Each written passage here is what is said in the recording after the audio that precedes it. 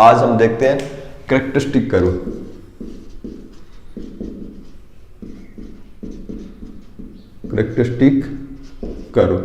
Characteristic curve क्या होते हैं? देखो, हम जब किसी एक्सरे फिल्म है, इस एक्सरे फिल्म के ऊपर हम जब कोई एक्सपोजर डालते हैं, क्या करते हैं? इसको एक्सपोजर डालते हैं, तो उससे क्या होती है? इस फिल्म के ऊपर ब्लैकनिंग उत्पन्न होती है। क्या होती है? ब्लैकनिंग उत्पन्न होती है। इस ब्लैकनिंग को हमने नाम दिया था डेंसिटी। ये है एक्सरे फिल्म और ये है एक्सरेज, यानी इस एक्सरे से हमने इस फिल्म को क्या किया? एक्सपोजर किया, इसको एक्सपोज किया है हमने।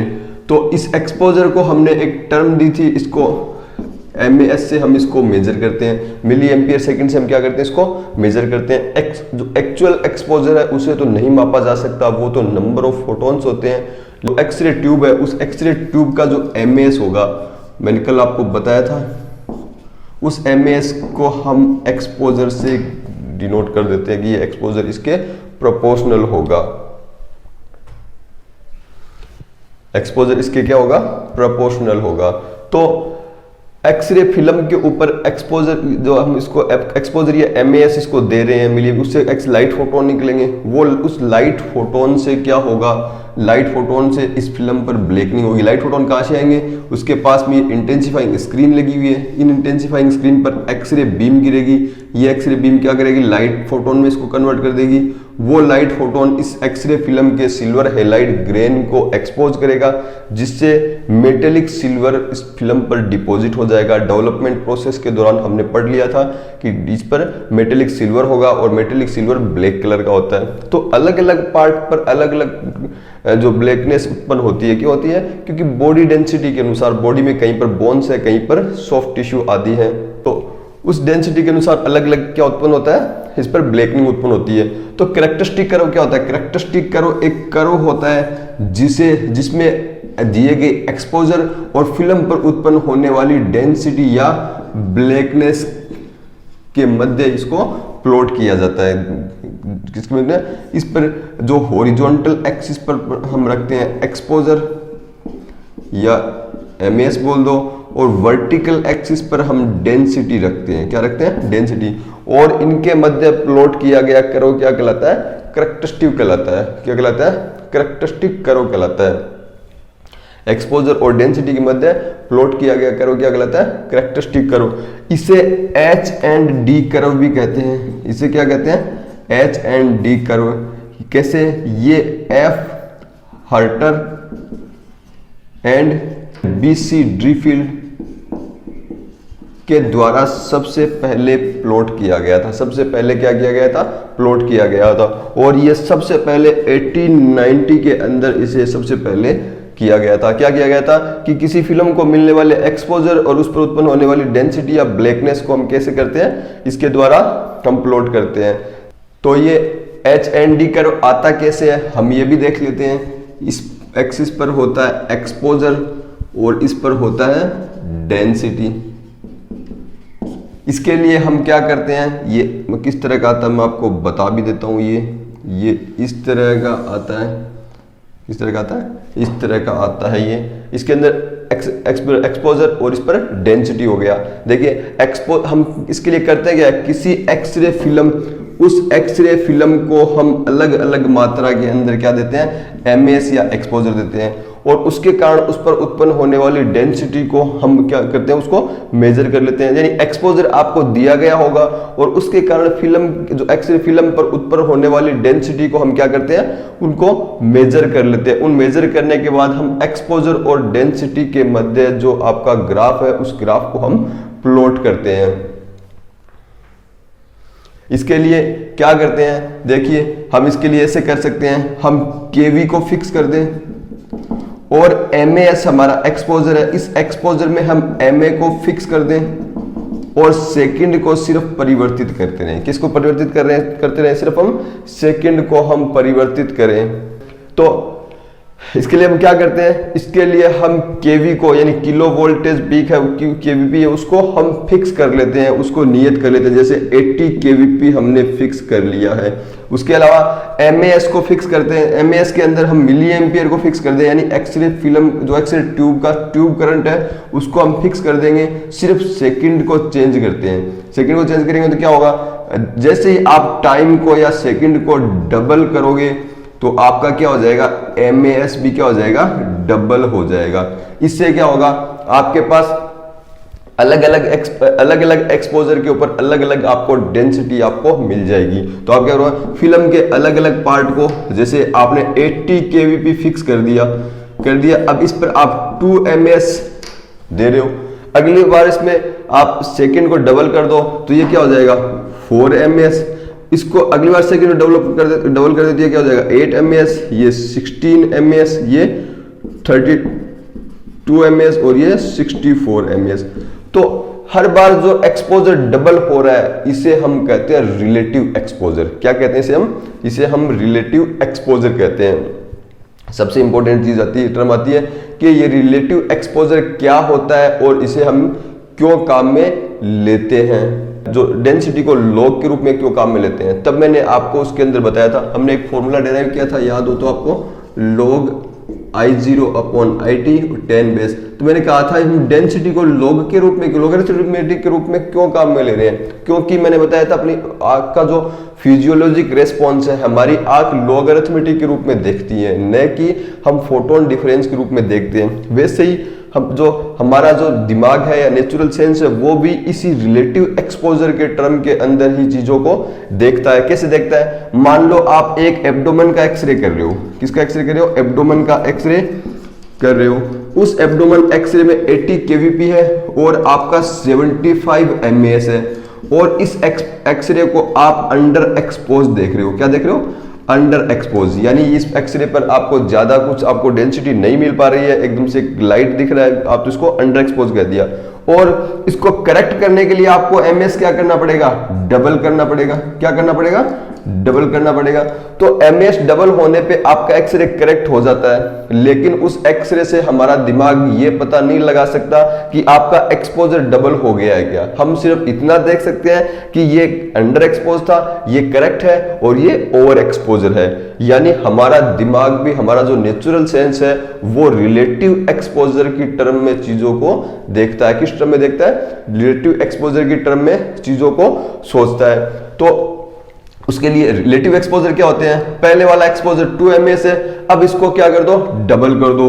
इससे डबल ये, इससे डबल, हर एक्सपोजर को हम डबल कर देंगे तो वो क्या कहलाएगा, रिलेटिव एक्सपोजर कहलाएगा।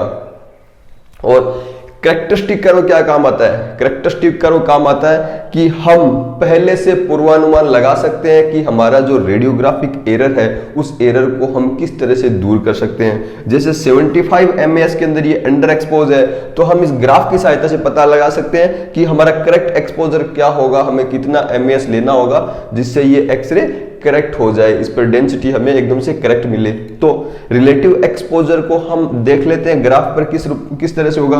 तो एक्सपोजर मान लो यहाँ पे 2 mAs है, यहाँ पर 4, 8, 16, 32, 64, 128, 256, 5 and 2। ये क्या हो गए, हर एक्सपोजर उसका पहले वाला एक्सपोजर इसके नेक्स्ट एक्सपोजर का हाफ है, या हर आने वाला एक्सपोजर क्या पहले वाले का डबल है। इसे हम रिलेटिव एक्सपोजर कहते हैं। क्या कहते हैं, इसे रिलेटिव एक्सपोजर कहते हैं। देखिए आप, रिलेटिव एक्सपोजर को हमने, लेकिन ग्राफ पर हमने इसको सही से शो नहीं किया है। कैसे, यहां पर सिर्फ 2 जो जैसे ये इतना स्पेस, मतलब जो 4 - 2 होंगे, है ना, तो इनका इतने डिफरेंस को इतनी जगह मिल रही है इस पर, लेकिन यहां से यहां तक कितनी है, 4 पार्ट्स होंगे इसके, इनके बीच की डिफरेंस, उसको भी हमने क्या किया, इतनी ही डिफरेंस पर। और यहां पर 16 ये 8 होंगे, उनको भी हमने इतनी पर, यानी हमने चीजों को जो डबल एक्सपोजर है उनको इस ग्राफ पेपर पर एकदम बराबर की डिस्टेंस पर रखा है। जबकि अगर हम इसको सही से रखते, एकदम से अगर हम इसको सही से मार्क करके रखते हैं तो ये ग्राफ क्या होता, बहुत ज्यादा बड़ा हो जाता। तो हमने क्या किया, इसको रिलेटिव एक्सपोजर के रूप में रखा है। रिलेटिव एक्सपोजर को हम क्या करते हैं, लॉग के रूप में रख देते हैं, लॉग अरिथमेटिक के रूप में। जैसे लॉग इसका जो 2 है, इसका लॉग आप लोगे तो लॉग आधार 10 2 की वैल्यू कितनी होती है 0.3, तो ये क्या हो जाएगा 0.3।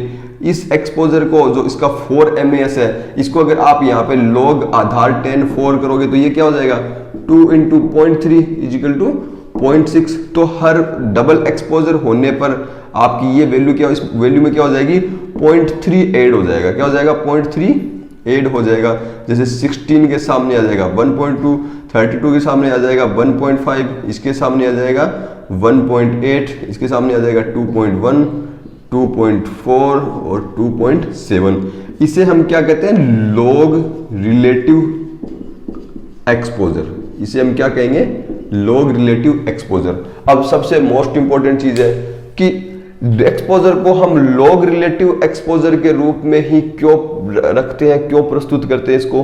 तो देखो लॉग रिलेटिव एक्सपोजर को प्रस्तुत करने का सबसे पहला कारण तो क्या है कि इसके द्वारा इतने सारे डाटा को आप देखो, अगर ये सीधी लाइन होती और इस पर हम इस तरह से मार्क करते 1 2 3 4 तो 512 512 तक आते आते ये ग्राफ पेपर पूरे इस बोर्ड के बाहर निकल जाता।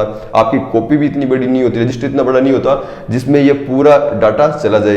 तो इसको कॉम्पैक्ट करने के लिए हमने क्या किया, लॉग रिलेटिव जो एक्सपोजर है उसके टर्म में हमने इसको रख लिया है। तो लॉग रिलेटिव टर्म का सबसे पहला फायदा क्या होता है, इसके द्वारा हम बहुत बड़े डाटा को एक कॉम्पैक्ट स्केल के ऊपर यानी एक छोटी सी स्केल के ऊपर हम इसको रख सकते हैं। और दूसरा लॉग रिलेटिव एक्सपोजर का एनालिसिस भी आसान होता है। कैसे होता है, एनालिसिस भी आसान होता है। जैसे यहाँ पे डबल है और यहाँ पे भी डबल है, लेकिन इन दोनों के बीच में गैप तो 2 का है और इन दोनों के बीच में गैप कितना है 4 का है, इनके बीच में 8 का, इनके बीच में 16 का।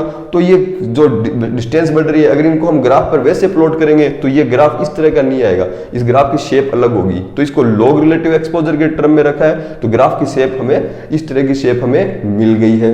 इसके अलावा देखो ग्राफ पर आपने एक्सपोजर को डबल कर दिया है। क्या कर दिया है, एक्सपोजर को यहाँ पे एक्सपोजर डबल किया है, यहाँ पे डबल किया है, यहाँ पे डबल किया है। लेकिन लॉग रिलेटिव एक्सपोजर के कारण क्या होगी, इनके बीच की डिस्टेंस समान होगी। देखो यहाँ पे अगर आप डबल करते हो और यहाँ पे डबल करते हो तो इनके बीच का गैप बहुत ज्यादा बढ़ गया। लेकिन लॉग रिलेटिव एक्सपोजर के कारण क्या होंगे, ये ग्राफ पेपर पर हर डबल एक्सपोजर क्या होगा, एक दूसरे के पास ही होगा।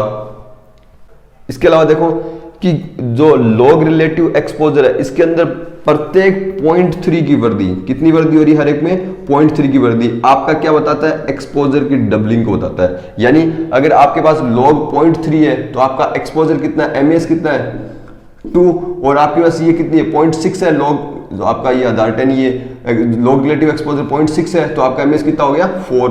यानी हर 0.3 की वृद्धि लॉग के अंदर, लॉग रिलेटिव एक्सपोजर में 0.3 की वृद्धि आपको क्या बताती है कि आपका एक्सपोजर डबल हो गया है। इसके अलावा एक और चीज देखिए कि जब लॉग रिलेटिव एक्सपोजर में यहाँ पे हम एक्सपोजर को 0 कर देते हैं तो भी आपकी डेंसिटी यहाँ पर 0 नहीं हो रही है। देखिए आपने यहाँ पे एक्सपोजर को क्या कर दिया, 0 कर दिया है, लेकिन फिर भी आपको कुछ मात्रा के अंदर डेंसिटी प्राप्त हो रही है। कुछ मात्रा में क्या हो रही है, डेंसिटी आपको प्राप्त हो रही है। ये इतनी डेंसिटी है कि नहीं है, ये डेंसिटी जब 0 आ गया तो लेकिन करो यहाँ पे आ रहा है, तो ये डेंसिटी क्या कहलाती है, इस डेंसिटी को हम बेस एंड फोग डेंसिटी कहते हैं। इस डेंसिटी को बेस एंड फोग डेंसिटी कहलाती है, बेस एंड फोग डेंसिटी कहलाती है। मैंने आपको बताया था, कल हमने पढ़ा था कि जब किसी एक्सरे फिल्म को हम जो बिना एक्सपोज किए ही डेवलप और फिक्स करते हैं तो डेवलपिंग और फिक्सिंग के दौरान वो एकदम से ट्रांसपेरेंट होनी चाहिए, लेकिन वो ट्रांसपेरेंट नहीं होती है। उस पर कुछ अमाउंट के अंदर बेस जो और फोग डेंसिटी उत्पन्न हो जाती है। पढ़ा था हमने, ध्यान हो तो, कि कोई एक्सरे फिल्म इसको हमने बिना एक्सपोज किए डेवलप कर लेते हैं तो होनी चाहिए ट्रांसपेरेंट, लेकिन ये ट्रांसपेरेंट नहीं होती, इस पर बेस और फोग डेंसिटी उत्पन्न हो जाती है। मैंने आपको बताया था बेस डेंसिटी किस कारण से होती है, एक्सरे फिल्म के प्लास्टिक मटेरियल के कारण, और इसमें हम थोड़ा सा ब्लू टिंट या ब्लू डाई मिला देते हैं। उस ब्लू टिंट या ब्लू डाई के कारण इस पर बेस डेंसिटी उत्पन्न हो जाती है। कुछ मात्रा में ये एक्सरे फिल्म ही लाइट को एब्जॉर्ब कर लेती है। ये थी 0.07। इसके अलावा हम एक्सरे फिल्म को डेवलप करते हैं तो कुछ सिल्वर हेलाइड ग्रेन जो डेवलप जो एक्सपोज नहीं हुए थे वही क्या हो जाते हैं, डेवलपिंग सॉल्यूशन में डेवलप हो जाते हैं और फॉग फॉर्मेशन का निर्माण करते हैं। उसे हमने फॉग डेंसिटी का कहा था, ये 0.05 होती है, तो ये कितना हो गया टोटल 0.112। हमने बताया था कि एक्सरे फिल्म पर 0.12 फॉग डेंसिटी बेस और फॉग डेंसिटी आपको मिलेगी ही मिलेगी। तो इस कर्व में आप देख सकते हो कि 0.12 से 2 के बीच में 0.2 के बीच में आपको क्या मिलती है, फॉग और बेस डेंसिटी मिल जाती है। अगर आपको सिर्फ एक्सपोजर के कारण ग्राफ खींचना है तो आपको उसमें से ये बेस और फॉग डेंसिटी क्या करनी पड़ेगी, आपको माइनस करनी पड़ेगी, इसको हटाना पड़ेगा या निकालना पड़ेगा। इसके अलावा आप एक चीज और देखो, इस शोल्डर के इस जो बेस वाला रीजन है, इस रीजन को हम कहते हैं टॉय रीजन और इसको हम क्या कहते हैं, शोल्डर रीजन। ये कहलाता है, ये रीजन टॉय रीजन कहलाता है, ये शोल्डर रीजन कहलाता है। और ये बीच में जो पार्ट है ये क्या है, एक स्ट्रेट लाइन है। ये क्या है, स्ट्रेट लाइन है। शोल्डर और टॉय रीजन पर आप एक्सपोजर को डबल करते हो, देखो यहाँ पे एक्सपोजर था और यहाँ पे एक्सपोजर, आपने डबल कर दिया तो भी डेंसिटी के अंदर कोई ज्यादा चेंज नहीं आया। और यहाँ पे शोल्डर रीजन के अंदर भी आप अगर एक्सपोजर को डबल करते हो तो भी डेंसिटी के अंदर कोई ज्यादा परिवर्तन नहीं आ रहा है, डेंसिटी में क्या ज्यादा परिवर्तन नहीं आ रहा है। तो शोल्डर और टॉय रीजन के ऊपर एक्सरे फिल्म एक्सपोजर के प्रति कम सेंसिटिव होती है। कैसे होती है, आपने एक्सपोजर डबल कर दिया तो भी आपकी डेंसिटी के अंदर कोई खास परिवर्तन नहीं आ रहा। शोल्डर रीजन में भी आपने एक्सपोजर डबल कर दिया तो भी डेंसिटी में थोड़ा सा ही परिवर्तन हो रहा है। लेकिन अगर ये बीच शोल्डर और टॉय रीजन के बीच का ये एक लगभग स्ट्रेट पोर्शन होता है, इसके अंदर आपका जो एक्सपोजर है, जो डेंसिटी है, वो डायरेक्ट एक लॉग रिलेटिव एक्सपोजर के प्रोपोर्शनल होती है। क्या होती है, जो डेंसिटी है वो डायरेक्टली प्रोपोर्शनल होती है, लगभग होती है लॉग रिलेटिव एक्सपोजर के। क्या होती है, लॉग रिलेटिव, मतलब पूरी नहीं होती लेकिन अब मान सकते हैं इस कर्व के अनुसार कि लगभग लॉग रिलेटिव एक्सपोजर के ये डेंसिटी इस लॉग रिलेटिव एक्सपोजर के प्रोपोर्शनल है। इस फील्ड के अंदर आप थोड़ा सा भी अगर एक्सपोजर में चेंज करोगे तो आपको डेंसिटी के अंदर बहुत ज्यादा परिवर्तन मिलेगा। तो ये वो एरिया है जहां पर हम क्या कर सकते हैं, किसी एक्सरे फिल्म के जो में थोड़े से एक्सपोजर को परिवर्तित करके हम उसकी डेंसिटी के अंदर बहुत ज्यादा परिवर्तन कर सकते हैं। तो ये कैरेक्टरिस्टिक्स कर्व कंप्लीट है। कल हम पढ़ेंगे फिल्म कॉन्ट्रास्ट। फिल्म कॉन्ट्रास्ट के अंदर हम इसको कैरेक्टरिस्टिक कर्व को हम और डिटेल से पढ़ेंगे, उसमें फिल्म गामा क्या होता है वो भी हम देखेंगे। ये क्लास कल की होगी।